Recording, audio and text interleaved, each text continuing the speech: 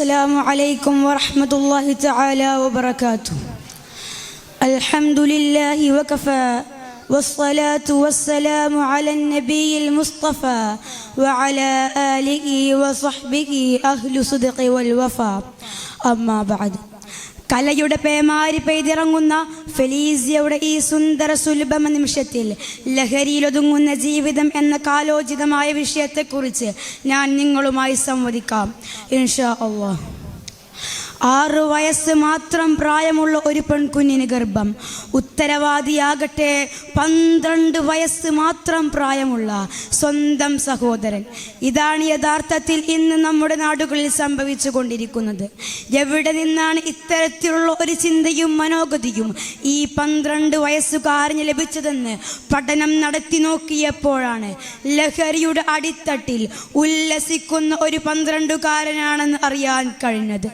ഇത്തരത്തിൽ ഇന്ന് ചോറിന് കൂട്ടാനെന്ന പോലെ നിത്യജീവിതത്തിലെ ഒരു വസ്തുവായി മാറിക്കഴിഞ്ഞിരിക്കുകയാണ് ലഹരി. പാഠങ്ങൾ ചൊല്ലിയും പഠിച്ചും നടക്കേണ്ട കുട്ടികൾ എല്ലാം ലഹരി ഉപഭോക്താക്കളാകുന്നു. സ്കൂളുകളിലും കോളേജുകളിലുമെല്ലാം ബാഗിലെ ലഞ്ച് ബോക്സിന് പകരം MDMA പോലത്തെ ലഹരി വസ്തുക്കളാണ്. ഇനി മുതിർന്നവരുടെ കാര്യം കണക്കിലെടുക്കുകയാണെങ്കിൽ ഇതിലും പരിതാപകരമാണ്. രാവിലെ മുതൽ വൈകുന്നേരം വരെ കഷ്ടപ്പെട്ട് അധ്വാനിച്ചുണ്ടാക്കുന്ന പണം മുഴുവനും കള്ള് ഷാപ്പിൽ കൊണ്ടുപോയി നൽകുന്ന അവസ്ഥ. ഇത് കണ്ടു കുട്ടികളും പഠിക്കുന്നു. ലഹരിക്കടിമപ്പെട്ട് സ്വന്തം മകളെ കൊല്ലുന്ന അച്ഛൻ, തന്നെ ശുശ്രൂഷിക്കുന്ന നഴ്സിനെ ബ്ലേഡ് കൊണ്ട് കൊല്ലുന്ന രോഗി.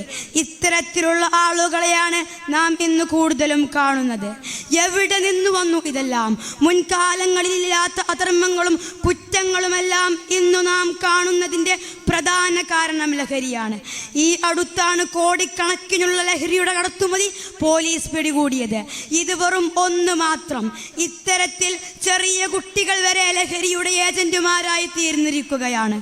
ലഹരിക്കടിമപ്പെട്ട് മാതാവേതെന്നോ പിതാവേതെന്നോ സഹോദരിയേതെന്നോ എന്ന് തിരിച്ചറിയാനാകാത്ത അവസ്ഥ ഇന്ന് നമ്മുടെ നാടാകെ പടർന്ന് പന്തലിച്ചിരിക്കുന്നു. തുടർന്ന് തൻ്റെ ബാല്യകാലത്തെയും ഭാവി കാലത്തെയും പിച്ചി ചീന്തി കളയുന്നു.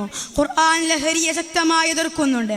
ഖുർആനിൽ കാണാം, യാ അയ്യുഹല്ലദീന ആമനൂ ഇന്നമൽ ഖംറു വൽ മൈസിറു വൽ അൻസാബു വൽ അസ്ലാമു റിജ്സും മിൻ അമലി ശൈത്താൻ ഫജ്തനിബൂഹു ലഅല്ലകും തുഫ്ലിഹൂൻ. നിശ്ചയം കള്ള്, ചൂതാട്ട് പോലെയുള്ള പ്രവർത്തനങ്ങൾ എല്ലാം ശൈത്താനിൽ നിന്നുള്ളതാണ്. ഇവിടെയാണ് ഇസ്ലാമിൻ്റെ നിലപാട് എത്രത്തോളം ധാർമ്മികതയാണെന്ന് നാം ഓരോരുത്തരും മനസ്സിലാക്കേണ്ടത്.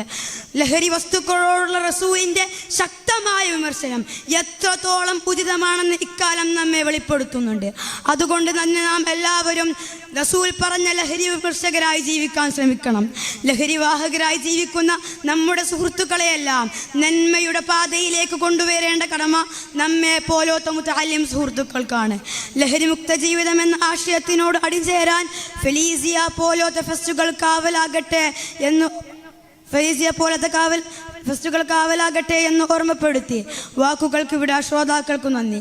വആഖിറു ദഅവാനാ അനിൽ ഹംദുലില്ലാഹി റബ്ബിൽ ആലമീൻ. അസ്സലാമു അലൈക്കും വറഹ്മത്തുള്ളാഹി തആല വബറകാതുഹു.